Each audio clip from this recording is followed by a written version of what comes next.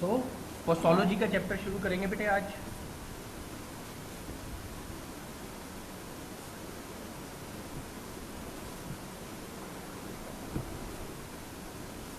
सबसे पहले तो definition of posology, it is a branch of medical science which deals with the quantity of drug or dose of a drug। तो बेटे पोस्टोलॉजी वो science है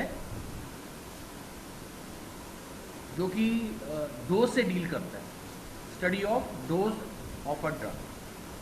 तो ये जो पोस्टोलॉजी वर्ड है दो वर्ड से मिला के बना है, पोसोज। पोसोज मीन्स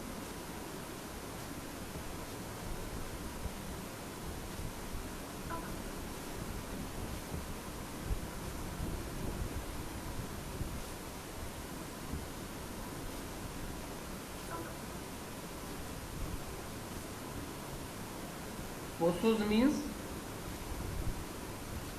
हाउ मच, एंड लोगोज, लोगोज का मतलब है science. So it is a science which deals with the study of quantity of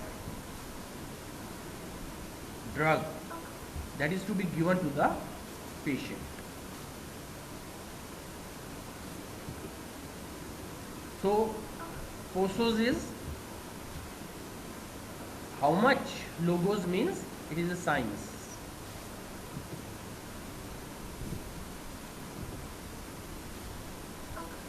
अब कौन कौन से फैक्टर्स हैं जो कि डोज को अफेक्ट करते हैं।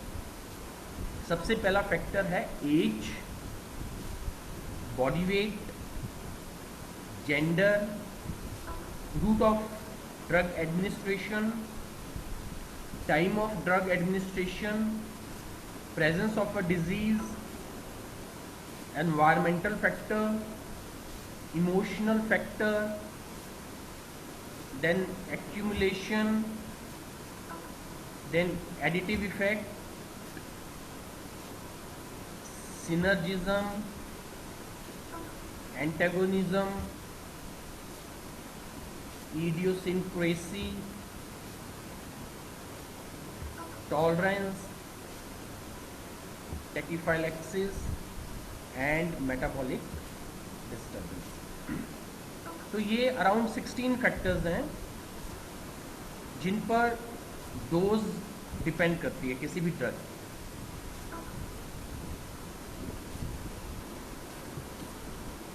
सबसे पहला फैक्टर है as.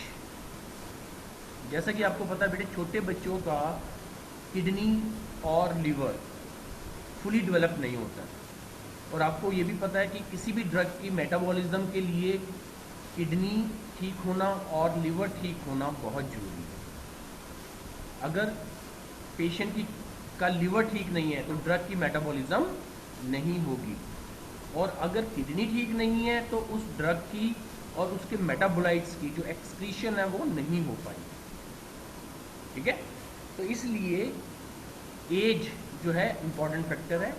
Child and old people require less dose, क्योंकि बच्चों की किडनी और लिवर पूरी डेवलप नहीं होते। सिमिलरली जो ओल्ड पीपल हैं, बुजुर्ग हैं, उनकी हो सकता है कि लिवर और किडनी वीक हो गई, तो इसलिए child and old people require less dose than an adult due to less capacity of metabolizing or excretion। Children can tolerate large amount of belladonna and ethanol।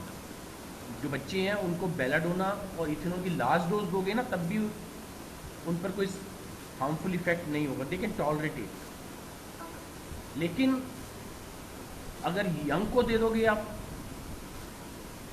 तो उन पर हार्मफुल इफेक्ट हो सकता है। तो कई ड्रग्स ऐसी हैं जो बच्चे अच्छे से टॉलरेट कर सकते हैं, और कई ड्रग्स ऐसी हैं जो कि यंग लोग टॉलरेट कर सकते हैं। फिर है बॉडी वेट। अब हम एक पैरास्टामोल की डोज 500 मिलीग्राम सेट करते हैं कि 500 मिलीग्राम एक अडल्ट को देनी चाहिए। एडल्ट का बॉडी वेट हम ये मान के चलते हैं कि 70 केजी के आसपास होगा, लेकिन अगर उसका बॉडी वेट 100 केजी के आसपास है या 100 से अबव है, तो हो सकता है कि 500 मिलीग्राम पैरासीटामोल जो है वो पेशेंट को ठीक ना कर पाए, क्योंकि उसका बॉडी वेट ज़्यादा है। बॉडी वेट ज़्यादा होने से बॉडी वॉल्यूम ज़्यादा हो जाता है, और बॉडी वॉल्यूम ज़्यादा होने से क्या है कि जो कंसंट्रेशन ड्रग की हो जाएगी बॉडी में वो कम हो, तो जो उस ड्रग का इफेक्ट है, पैरासीटामोल को जो इफेक्ट है वो प्रॉपर नहीं हो पाएगा। So in that case you have to increase the dose. अगर बॉडी वेट बहुत ज़्यादा है तो आपको डोज इंक्रीज करनी पड़ेगी। अगर बॉडी वेट बहुत ही कम है, सपोज 30 to 40 kg है किसी का, तो उस केस में आपको थोड़ी सी डोज कम भी कर सकते हैं। Then third factor is gender. Gender का मतलब है कि उसकी मेल है या फीमेल है। So females require less dose than male due to difference in the body weight and physique. एक तो ये रीज़न हो गया। दूसरा है dose of female must be moderate during their menstruation, pregnancy and lactation. Gender का ध्यान रखना है आपने। जैसे प्रेगनेंसी में हम ड्रास्टिक परगेटिव्स नहीं दे सकते, एंटी मलेरियल्स नहीं दे सकते, एर्गेट एल्कलॉइड्स नहीं दे सकते, क्योंकि ये ड्रग्स जब आप दोगे ना तो these drugs can cause contraceptive effects. ठीक है, तो किसी फीमेल को आपने ड्रग देनी है तो आपको ध्यान रखना पड़ेगा।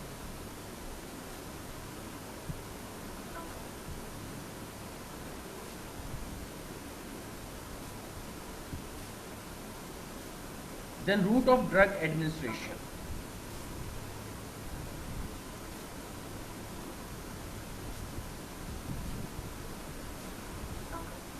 रूट का मतलब है कि कौन से रूट से दे रहे हो आप, इंट्रामस्कुलर दे रहे हो, इंट्रावीनस दे रहे हो या ओरली दे रहे हो।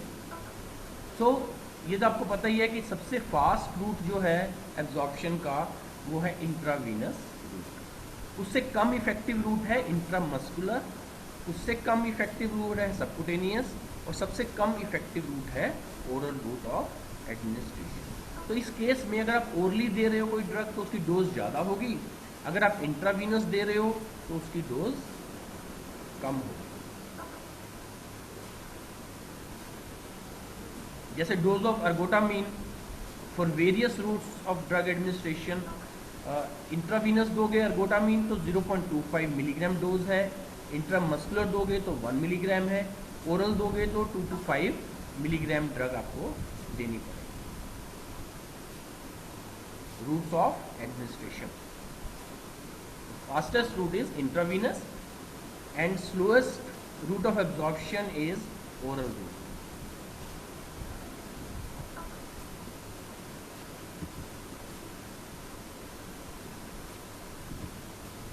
Then pathological conditions or presence of a disease.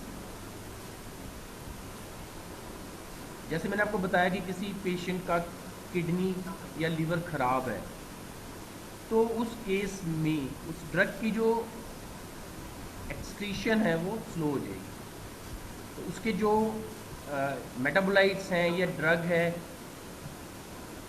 उसकी एक्यूमुलेशन हो जाएगी बॉडी में।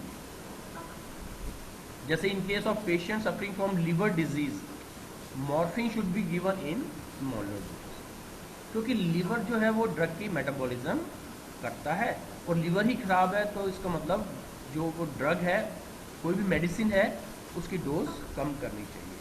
अब जैसे बार्बिचुरेट्स है, बार्बिचुरेट जो है एंजाइम इंड्यूसर है, एंजाइम इंड्यूसर, ये साइटोक्रोम P450 एंजाइम की क्वांटिटी हमारी बॉडी में इंक्रीज कर देता है।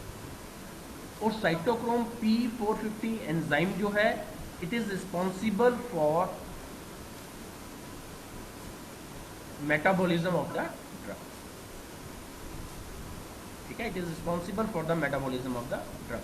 तो अगर बार्बिचुरेट आप काफ़ी लंबे टाइम से पेशेंट को दे रहे हो, उससे क्या होगा कि साइटोक्रोम P450 की जो क्वांटिटी है हमारी बॉडी में बढ़ जाएगी और उससे क्या नुकसान होगा, ड्रग की मेटाबॉलिज्म फास्ट होनी शुरू हो जाएगी। तो इसलिए क्या है, बारबिट्यूरेट अगर आप पेशेंट को बहुत टाइम तक दे रहे हो तो थोड़े टाइम के बाद 5-6 महीने के बाद आपको बारबिट्यूरेट की डोज बढ़ानी पड़ जाएगी। या बारबिट्यूरेट के साथ आप कोई और मेडिकामेंट दे रहे हो तो उस मेडिकामेंट की भी मेटाबॉलिज्म बढ़ जाएगी। तो उस केस में अगर आप बारबिट्यूरेट दे रहे हो किसी पेशेंट को, तो बारबिट्यूरेट के साथ कोई भी ड्रग जो दे रहे हो आप, साथ में कोई भी मेडिसिन दे रहे हो, उसकी मेटाबॉलिज्म बढ़ जाएगी। इसलिए आपको उन सभी मेडिसिन की डोज इंक्रीज करनी पड़ेगी। देन है सिनर्जिज्म। सिनर्जिज्म का मतलब है कि जैसे आप कोई एक मेडिसिन देते हो, सपोज उसका इफेक्ट होता है 1 पार्ट, आप दूसरी मेडिसिन देते हो उसका इफेक्ट भी होता है 1 पार्ट। जब हम वो मेडिसिन, दोनों मेडिसिन कंबाइंडली देते हैं पेशेंट को और इफेक्ट जो है वो 1 + 1 2 होने की बजाय 1 + 1 4 हो जाता है या 3 हो जाता है, तो उसको हम बोलते हैं सिनर्जिज्म। सिनर्जिज्म, एक ड्रग दी हमने, थोड़ा सा इफेक्ट हो गया, 1 पार्ट इफेक्ट हो गया, दूसरी ड्रग दी 1 पार्ट इफेक्ट हो गया। तो जब हम दोनों ड्रग इकट्ठी देंगे तो जो इफेक्ट है वो 1 + 1 = 2 होना चाहिए। That is called additive effect, उसको हम बोलते हैं एडिटिव इफेक्ट। लेकिन अगर वो 1 + 1 2 होने की बजाय 3 हो जाए, 4 हो जाए या 5 हो जाए, तो हम उसको बोलेंगे सिनर्जिज्म। ठीक है। So when the potency and duration of action is increased by combination of 2 or more drugs, it is called synergism. जैसे प्रोकेन और एड्रेनालिन है, they act synergistically as compared to individual drug therapy.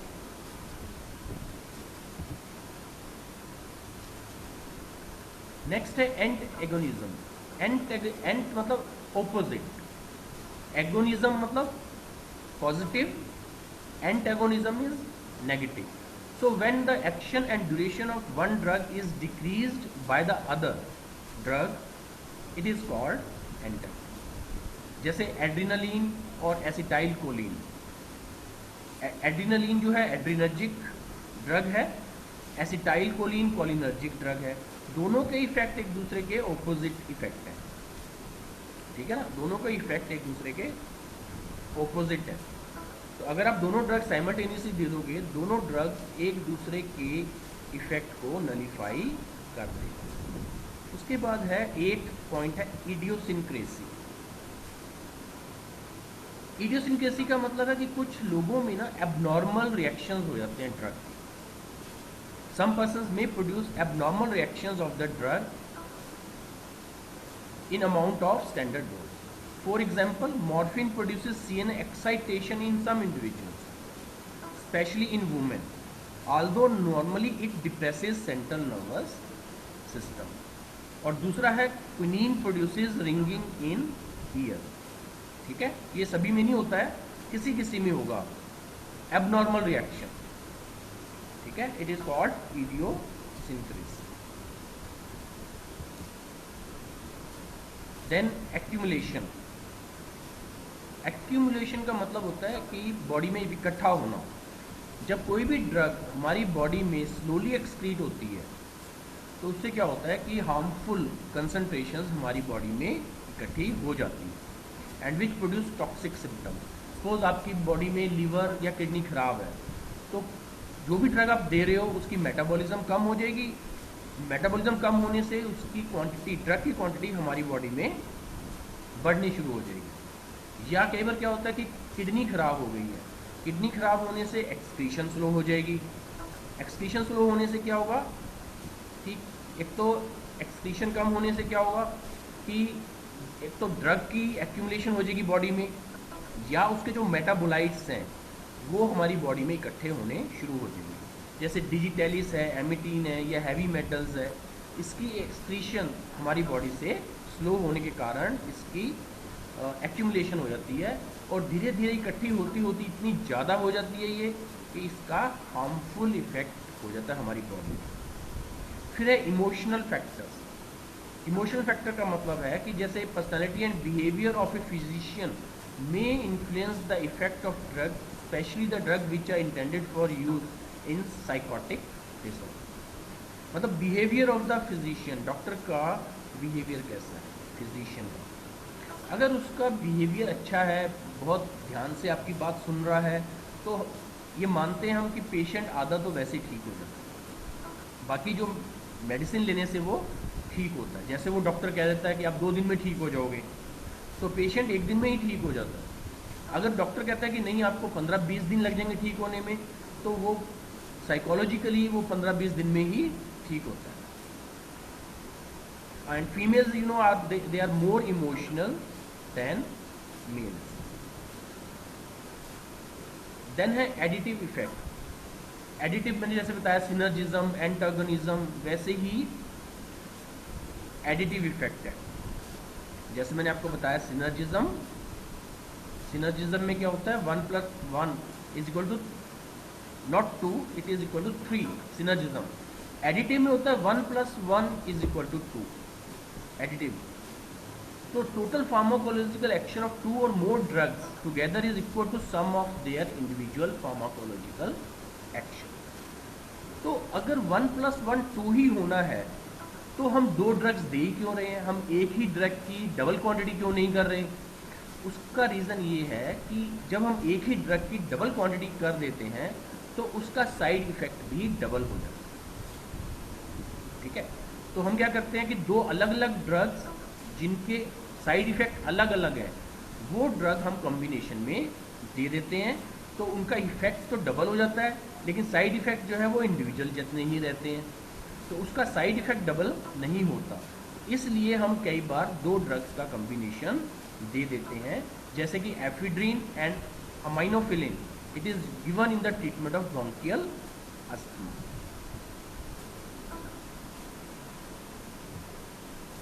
ठीक है, next is tolerance. Tolerance में क्या होता है कि जब हम रिपीटेडली कोई ड्रग खाते हैं, कोई भी मेडिसिन खाते हैं रिपीटेडली महीनों तक, साल तक, तो उनका इफेक्ट कम होना शुरू हो जाता है, हमारी बॉडी में उसको वो टॉलरेट करना शुरू कर जाता है। ठीक है, उसके साइड इफेक्ट्स भी कम हो जाते हैं। जैसा कि स्मोकर्स हैं, स्मोकर क्या करते हैं, पहले 1 सिगरेट पीते हैं तो उन पर इफेक्ट होता है, फिर वो 2 सिगरेट पीनी शुरू कर देते हैं, ठीक है, फिर वो 3 सिगरेट पीनी शुरू कर देते हैं, तो ये और उन पर जो साइड इफेक्ट है वो भी होना बंद हो जाता है। So that is called tolerance. So smokers can tolerate more nicotine. जैसे आप कोई चाय पीता है, चाहे वो 1 कप पीता है कभी, फिर 2 कप पीनी शुरू कर देता है, 3 कप पीनी शुरू कर देता है, उसके जो साइड इफेक्ट है वो होने कम शुरू हो जाते हैं। देन है टैकीफाइलैक्सिस। When certain drugs are administered repeatedly at short intervals, the cell receptors get blocked, and pharmacological response to that particular drug is decreased. जब हम कोई ड्रग रिपीटली देते हैं तो हमारे जो रिसेप्टर्स हैं जिन पे वो ड्रग जाके एक्ट कर रही है वो ब्लॉक हो जाते हैं, और अगर वो रिसेप्टर ब्लॉक हो गए तो उस ड्रग का इफेक्ट कम होना शुरू हो जाता है। तो ऐसी ड्रग को जब हम थोड़े टाइम के लिए बंद कर देते हैं तो क्या होता है कि हमारे रिसेप्टर्स दोबारा से एक्टिवेट हो जाते हैं वो, और उस ड्रग का जो इफेक्ट है दोबारा से होना शुरू हो जाता है।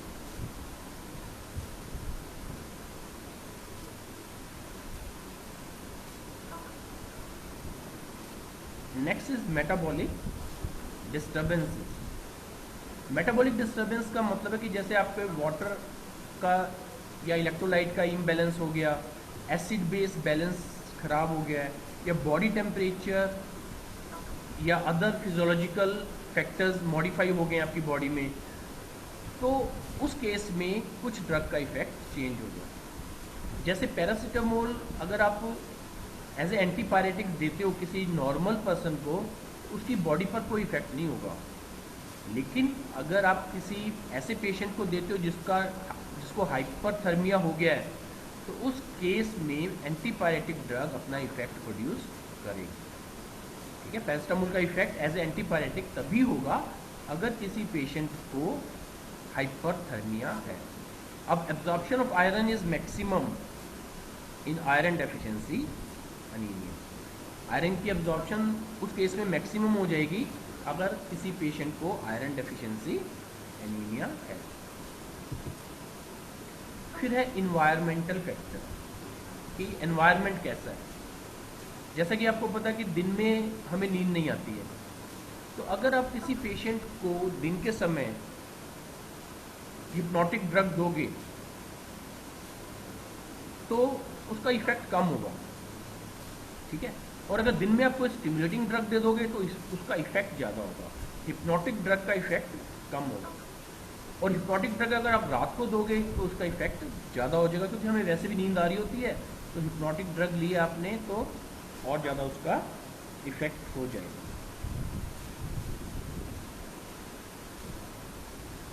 Then time of administration, time कब, किस टाइम लिया आपने। कुछ ड्रग्स ऐसी हैं जो कि खाली पेट लेने से उनका इफेक्ट बढ़ जाता है, कुछ ड्रग का इफेक्ट खाली पेट लेने से बढ़ जाता है, और कुछ ड्रग का इफेक्ट